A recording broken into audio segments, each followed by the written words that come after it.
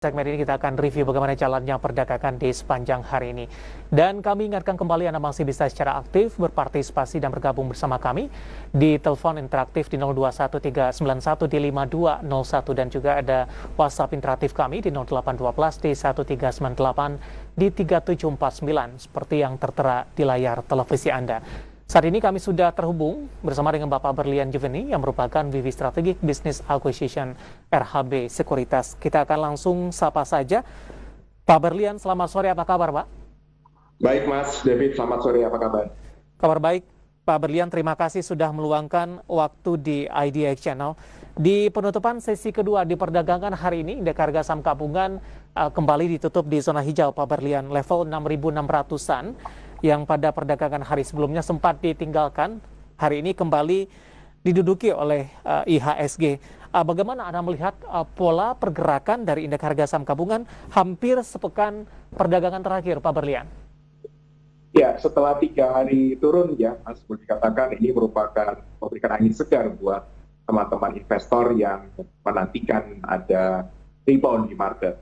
Tetapi seperti kita lihat ya, selama 3 hari kemarin ini yang memang menjadi alasan market turun ini adalah lebih karena memang diperkirakan akan ada kenaikan suku bunga di Amerika. Jadi sampai dengan minggu depan, tepatnya tanggal 25, tanggal 26 Januari 2022 ini, saya rasa market masih akan cukup volatile untuk menyambut kenaikan suku bunga dari The Fed ataupun keputusan lainnya. Yang akan menarik adalah tadi malam Presiden Amerika sudah mengatakan mendukung untuk kenaikan suku bunga tersebut. Jadi nampaknya market sudah bisa dikatakan sudah menerima itu, Mas.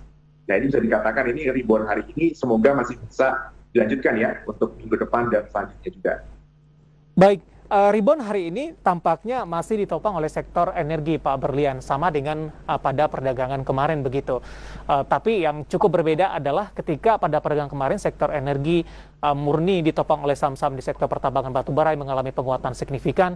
Hari ini saham-saham berbasis nikel kompak memberikan tambahan energi bagi sektor ini untuk lebih menguat lagi, terutama di penutupan sesi kedua di perdagangan hari ini. Betul.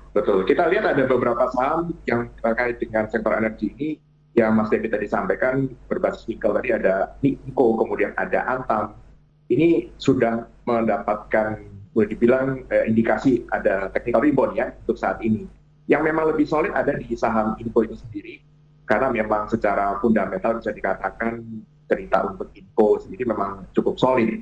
Tetapi kalau kita lihat dari upside, kita dari tim riset RHB menargetkan untuk Antam ini di harga 3.400 Mas David. Jadi di harga 1.300 kemarin buat teman-teman yang memang mengakumulasi di harga 1.300 kemarin itu artinya dengan upside ke 3.400 itu upside-nya 100%. Nah, ini kita harapkan juga menjadi peluang ya untuk teman-teman yang lain yang memang belum melakukan akumulasi untuk saham ini. Apabila terjadi swing ke bawah lagi alias ada koreksi minor mungkin kita bisa akumulasi kembali untuk saham-saham yang berbasis nikel ini Mas David. Baik, kita akan coba bahas untuk Antam terlebih dahulu Pak Berlian.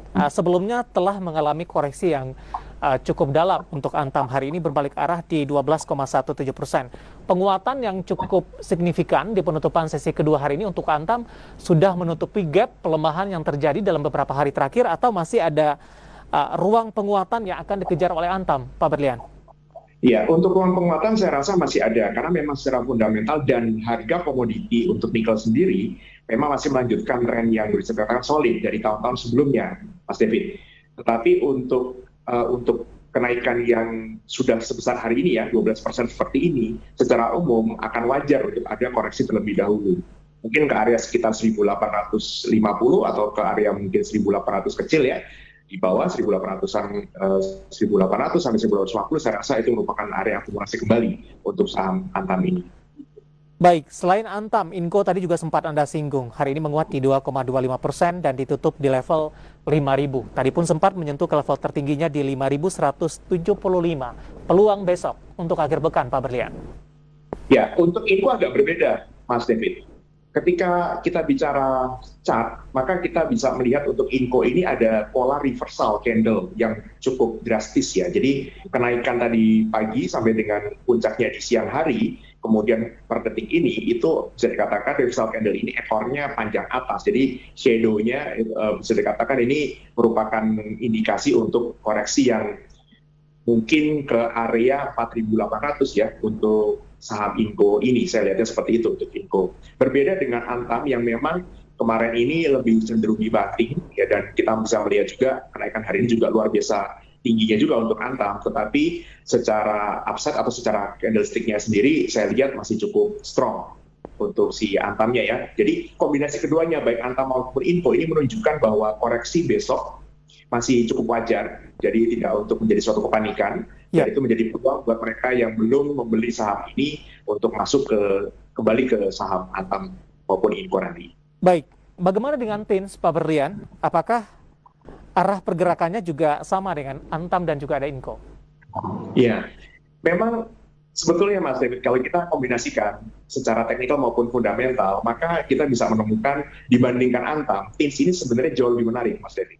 Secara fundamental, dan kita lihat pertumbuhan labanya pun 3 kuartal terakhir kemarin di tahun 2021 ternyata membukukan kenaikan yang luar biasa, dengan bisa dikatakan dengan PE ratio yang mungkin hampir sekitar 11 kali, 12 kali ya di level ini. Untuk TINS-nya sendiri, saya rasa sebetulnya secara valuasi itu lebih menarik daripada Antam. Dan ini kita melihat komoditi untuk TINS sendiri, untuk timahnya sendiri, futuresnya, kita juga sama-sama cukup bisa katakan mengacungi jempol ya Mas David ya, karena mencetak all time high, bahkan lebih tinggi dibandingkan tahun 2008. Sementara untuk nikelnya bisa dikatakan masih kalah kecepatannya untuk kenaikannya dari komoditinya itu sendiri, Mas. Jadi kita melihat untuk TINS ini bisa dijadikan untuk acuan juga ya, apabila ada koreksi lagi untuk kita masuk kembali ke saham TINS juga sama. Baik, sangat menarik untuk fundamental dan teknikalnya. Oke, masih direkomendasikan ada Antam, Inco, TINS, kemudian ada koreksi sehat untuk jangka pendek. Momentum ini bisa dimanfaatkan oleh para investor dan juga trader di pasar modal Indonesia. Dan lagi-lagi keputusan investasi tetap ada di tangan Anda, para investor dan trader pasar modal Indonesia. Selain dari nikel, bagaimana Anda melihat pergerakan dari saham-saham pertambangan batu bara? Tampaknya penguatannya sudah agak terbatas di sepanjang perdagangan hari ini jika dibandingkan dengan perdagangan hari sebelumnya, Pak Berlian. Betul. Saya lanjutkan dulu dari pertemuan kita terakhir, Mas David ya, di tahun lalu kalau saya tidak salah kita membahas ada beberapa saham juga untuk sektor pertambangan ini, yang batubara secara khususnya. Kita bisa lihat untuk saham-saham batubara sebetulnya yang melejit terakhir ini adalah Adaro. Dan ini sebetulnya bukan karena, atau tepatnya lebih ditambah karena ada anak usahanya ya, yang melakukan IPO ya. Jadi kita sama-sama mendapatkan angin segar dari sana. Jadi combo, harga batubara juga naik, kemudian juga mendapatkan impact yang positif juga dari IPO anak perusahaannya.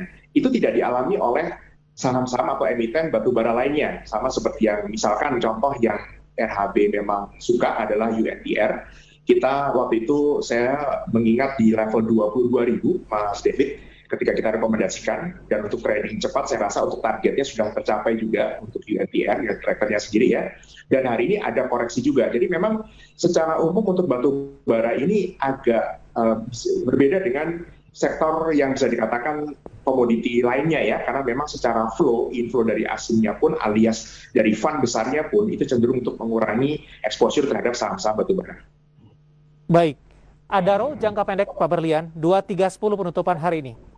Ya, sebentar. Saya cek dulu untuk Adaro sebetulnya dengan komposisi sekarang, ini sudah ada kenaikan yang cukup tinggi juga. Untuk yang berniat untuk trading Adaro, saya rasa di level 2.250 ya, dan sampai dengan 2.200 itu merupakan area untuk buy-nya, Mas David, untuk Adaro ini sendiri.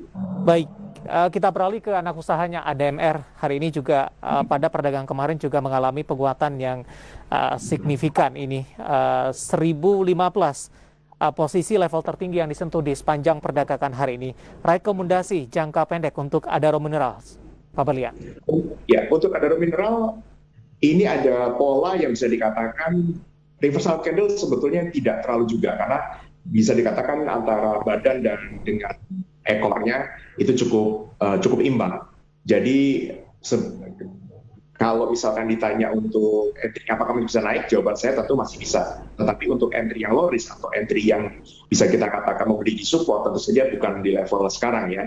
Apabila koreksi ke level sekitar 750, saya lihat itu masih angka yang bisa kita untuk akumulasi atau buyback apabila sudah melakukan penjualan untuk saham ADMR ini. Baik, Adaro, ADMR, kemudian juga tadi sudah kita singgung saham-saham berbasis nikel, dan lagi-lagi keputusan investasi tetap ada di tangan Anda para investor dan trader pasar modal Indonesia. Pak Berlian.